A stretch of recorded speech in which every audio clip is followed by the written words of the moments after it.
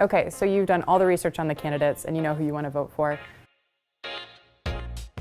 But do you know if you've been registered to vote or where your polling place is? To successfully cast your ballot on November 6th, it's important to know the basics.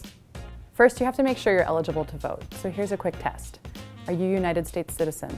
Will you be at least 18 years old on Election Day? Have you lived in Minnesota for at least 20 days? If you're a felon, have you completed all parts of your prison sentence? And are you legally competent? If you've answered yes to all those questions, congratulations, you're legally eligible to vote. Now it's time to make sure you're actually registered to vote.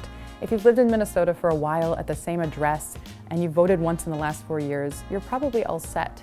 But if you haven't done those things, or you've changed your name or moved recently, or if you're just a first-time voter, you're going to need to register to vote.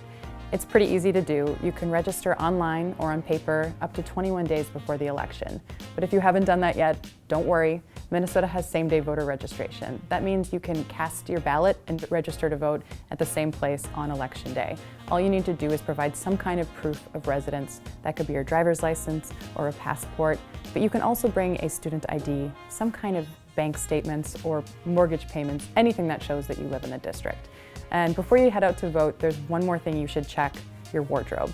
State law prohibits you from wearing some kind of apparel that supports a specific candidate, so make sure you're not doing that. All right, now it's time to cast your ballot, but you can't just vote anywhere. You have to go to the local polling place in your neighborhood.